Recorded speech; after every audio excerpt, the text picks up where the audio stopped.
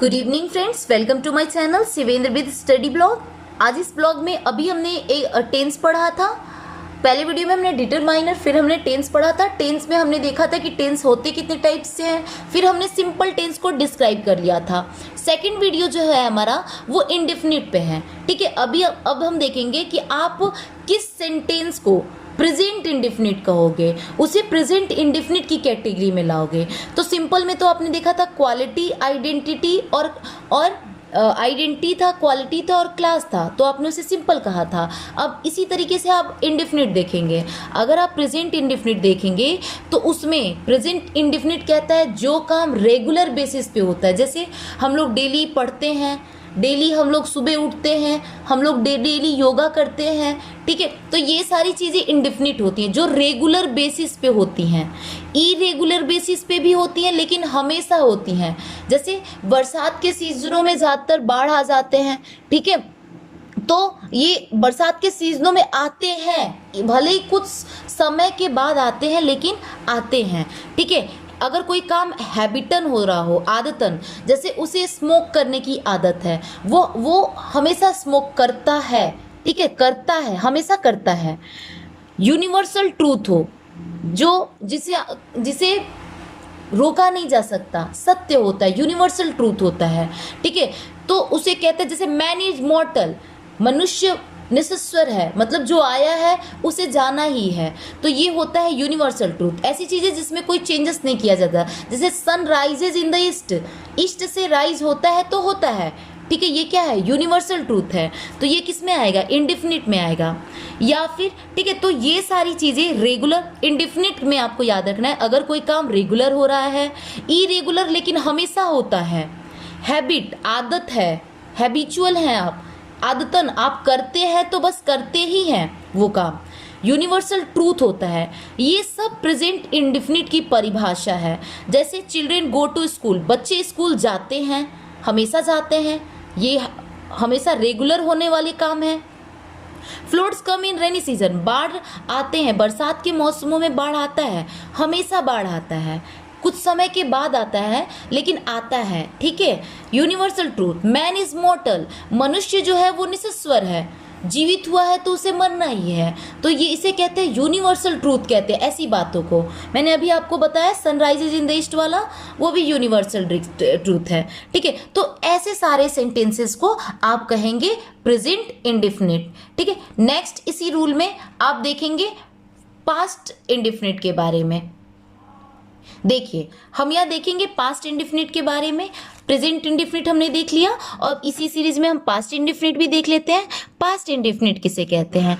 Past indefinite जो होता है वो पास्ट टेंस के बारे में बताता है। ठीक है, सेम प्रोसेस वही होते हैं इंडेफिनिट के, बट ये पास्ट में होते हैं। ठीक है, हमेशा बाढ़ आते थे, वो स्कूल जाता था। ठीक है, तो जैसे इसके रूल होता है, सब्जेक्ट होता है पास्ट में, यहाँ वर्ब का, यहाँ ध्यान देना, प्रेजेंट में वर्ब का फर्स्ट फॉर्म होता है, प्रेजेंट के इंडेफिनिट में वर्ब का फर्स्ट फॉर्म होता है। ठीक है, और निगेटिव में, प्रेजेंट इंडेफिनिट के नेगेटिव का रूल होता है, निगेटिव में आपको डू या डज का यूज करना होता है। डू या डज के साथ आपको नॉट का यूज करना होता है, प्लस वर्ब का फर्स्ट फॉर्म होता है और ऑब्जेक्ट होता है। इंट्रोगेटिव पहले हेल्पिंग वर्ब से शुरू होता है, फिर सब्जेक्ट, फिर वर्ब का फर्स्ट फॉर्म, फिर ऑब्जेक्ट। देखो, ये रूल बहुत इंपॉर्टेंट है। अगर रूल आपके माइंड में है तो चाहे कितने भी सेंटेंस आपके सामने आ जाए रूल से रिलेटेड, या तो वर्ब पूछेंगे कि प्रेजेंट इंडेफिनिट में वर्ब कौन सा यूज होता है, वर्ब का फर्स्ट फॉर्म यूज होता है या सेकेंड फॉर्म यूज होता है। ठीक है, या आपसे पूछ देगा यूनिवर्सल ट्रूथ में डू या डज का यूज कहाँ करना है, तो आपको ये माइंड में रखना है कि फर्स्ट और सेकंड पर्सन के साथ, फर्स्ट और सेकंड पर्सन के साथ आपको डू का यूज करना है और थर्ड पर्सन के साथ आपको डज का यूज करना होता है। ठीक है, और वर्ब का फर्स्ट फॉर्म। ऐसे ही हम अगर पास्ट इंडेफिनिट को देखेंगे तो जो पास्ट में चीजें बताता है उसे हम कहते हैं पास्ट इंडेफिनिट। प्रेजेंट में वर्ब का फर्स्ट फॉर्म था, पास्ट में ध्यान देना हमेशा वर्ब का सेकेंड फॉर्म होता है। आप ज़्यादातर वर्ब या हेल्पिंग वर्ब यही फिल करने को आते हैं ना, जब आप fill in the blank solve करते हो।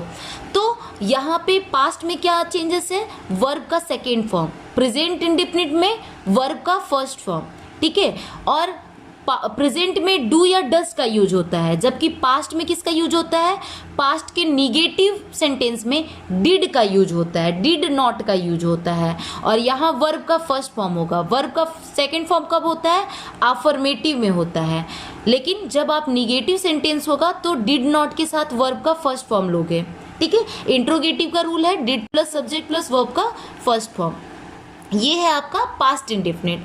अब हम देखेंगे कि फ्यूचर इंडेफिनिट किसे कहते हैं। फ्यूचर इंडेफिनिट वो होता है जो फ्यूचर में होने वाले एक्शंस को बताता है, प्रतिक्रियाओं को बताता है। ठीक है, जैसे कि I shall come tomorrow and he will accompany मी।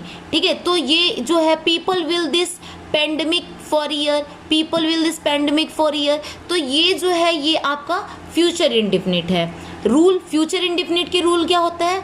तो शैल विल होता है प्लस वर्ब का फर्स्ट फॉर्म होता है। अगर आप निगेटिव देखोगे तो इंडेफिनिट में सिर्फ शैल और विल होता है और वर्ब का फर्स्ट फॉर्म होता है। सबसे ज़्यादा एमसीक्यूज जो सॉल्व करने होते हैं किसी भी एग्जाम से, तो आपको इन चीज़ों पे रूल पे ध्यान देना है कि प्रेजेंट इंडेफिनिट में शैल विल का यूज़ करना है, निगेटिव में शैल विल के साथ नॉट का यूज़ कर दोगे, इंट्रोगेटिव में सब्जेक्ट पे शैल विल का यूज होगा। ठीक है, तो नेक्स्ट इसके बाद जो वीडियो आएगा उस वीडियो में आप देखेंगे कि प्रेजेंट आपको प्रेजेंट कंटिन्यूअस, पास्ट कंटिन्यूअस और future continuous, present perfect, past perfect और फ्यूचर परफेक्ट के बारे में पढ़ेंगे। नेक्स्ट वीडियो हमारा इन दो टॉपिक से रिलेटेड होगा।